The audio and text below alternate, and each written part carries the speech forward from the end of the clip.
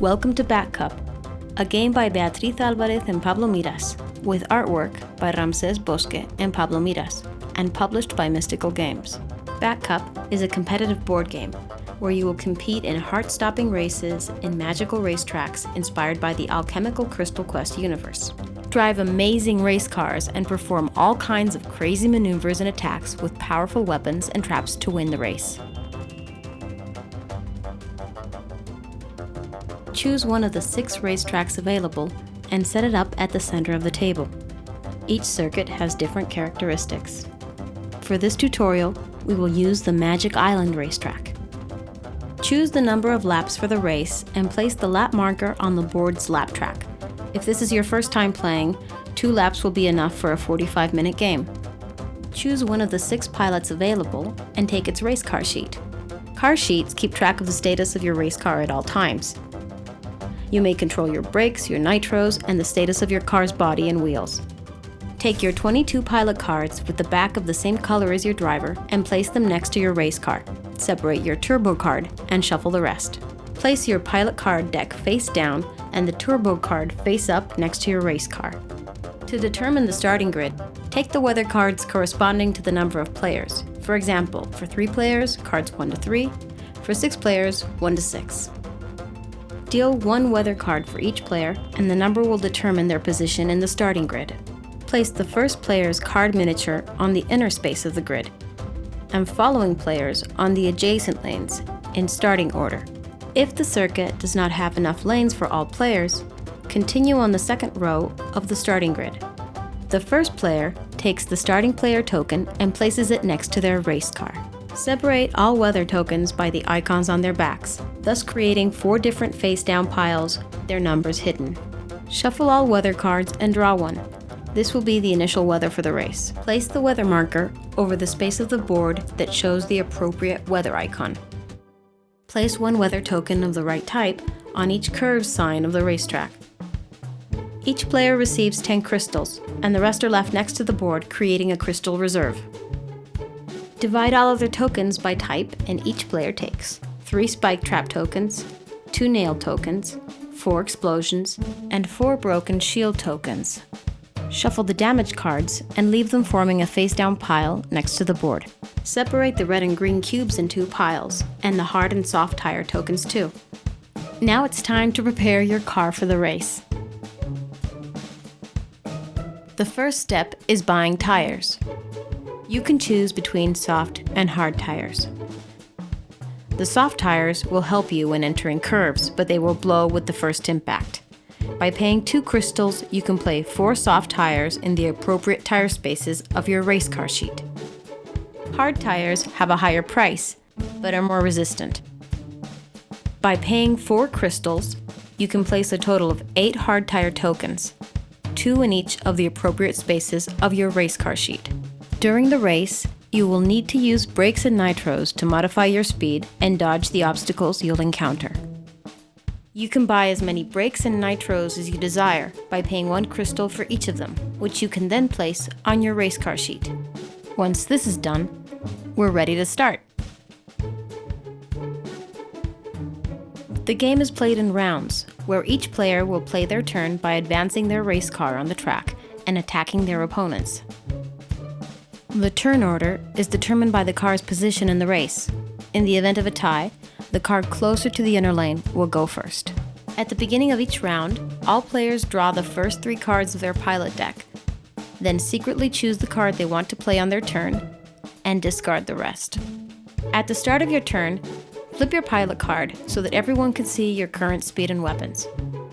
You must always move forward on the racetrack. In addition, you may perform 1 action at any time, if you want, even in the middle of your movement. The left side of your pilot card indicates how many spaces you must move this turn. Your movement value will vary according to the number of damaged tires in your car. Tires are considered damaged when there are no tire tokens on their spaces of the race car sheet. It is mandatory to use all movement points from your card and to always move forward. You may also move diagonally by spending an extra movement point. even within a curve. If you move diagonally when you are behind a rival's car, you will draft, spending only one movement point. During your movement, you may spend a brake cube to reduce by 1 the movement value of your pilot card. You can also spend a nitro cube to add 1 movement to your pilot card. You may spend brakes and nitros any way you want during your turn. In addition, you may spend 2 movement points at any time to pull the handbrake, which will end your movement immediately. Your car spins out and you have an unexpected breakdown. Your car can spin out for a number of reasons, but in all cases it will turn on the track, facing the opposite direction, and your movement ends. Even if your car spins out, you will still be able to perform your action if you haven't already. You will have to pay 1 movement point at the start of your next turn to turn your race car back in the direction of the race. Some movements, such as pulling the handbrake or falling into potholes, cause unexpected breakdowns on your car. Before you continue moving or taking actions, draw the first card of the damage deck.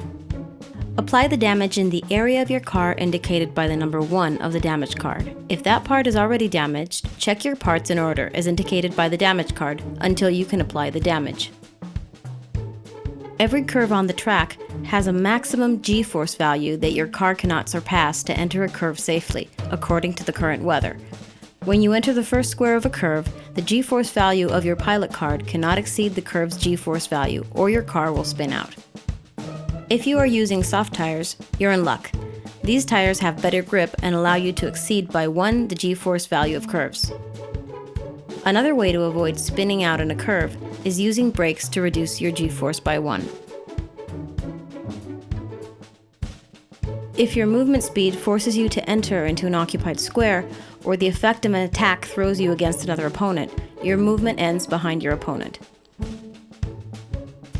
The front of your car body will take damage. If that was already damaged, you will lose a front tire, and a rear one in case those are also damaged. The impacted rival spins out. At any point of your turn, before, during, or after your movement, you may use your action to attack a rival with one of the weapons shown in your pilot card. The card will tell you the type of weapon, its range, and where it will hit your rival. Each weapon has unique features that we will see later. When you deem appropriate, announce your attack, and check that the attack's range and direction are correct. Also check that the section of your race car from where you are attacking is in good condition. Otherwise, you may not carry out the attack. The opponent's car receives damage in the direction of the attack. If you receive damage in the car body, place an explosion token to indicate that said section is damaged.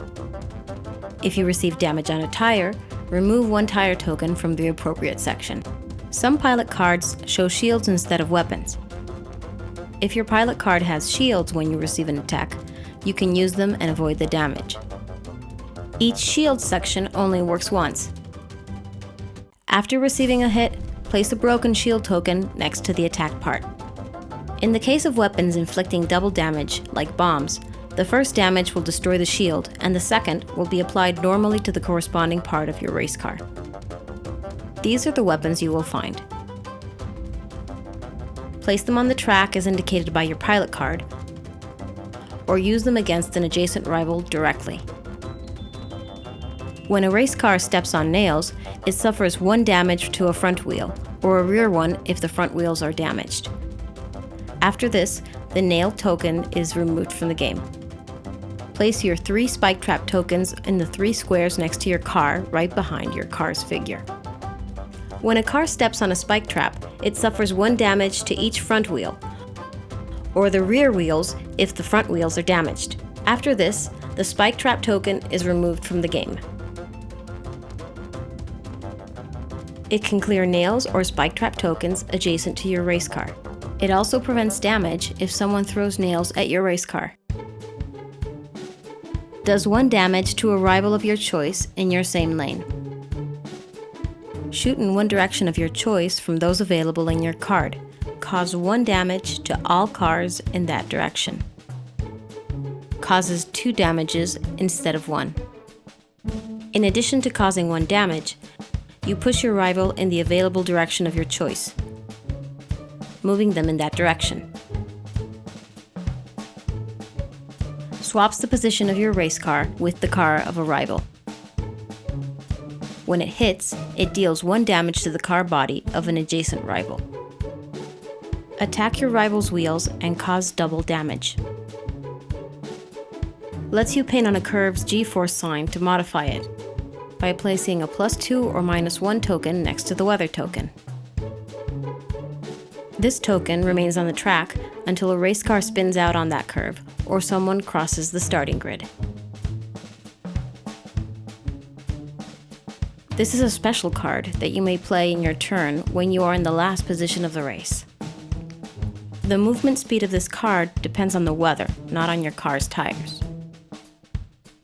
When using your turbo card, you won't have to worry about the G-force and curves, and every part of your race car will be shielded.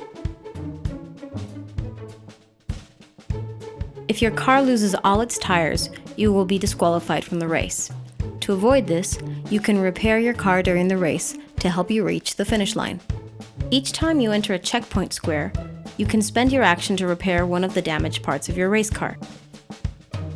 Repairing a part of the car's body will cost 2 crystals, while fixing a tire costs 1 crystal.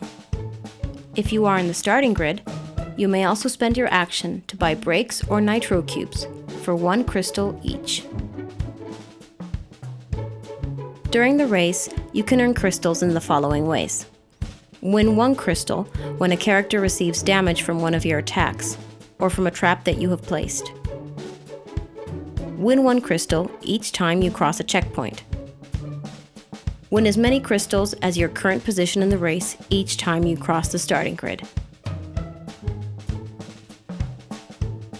Every time the race leader crosses a checkpoint, reshuffle the weather deck and draw 1 card. If the climate changes, remove the G-force tokens from the track and replace them with those of the new weather. These special squares modify the general rules of the game. Mucus. When you enter this square, your vehicle is stopped, losing the rest of your movement. You must spend a movement point to exit this square at the start of your next turn. Oil. If you move into this square, your race car will spin out. Arrows. If your car enters a square with an arrow in a curve, your next move must be to the square indicated by the arrow. Pothole. Falling into a pothole will end your movement immediately, and you will have to draw an unexpected breakdown card. Colored icons. When your car is on a colored square, you must move to the next square of the same color in the track, spending 1 movement point. The game ends when a race car crosses the finish line once the lap marker has reached 0. The player driving that car is the winner of the game. The race may also finish when all but one of the pilots have been disqualified.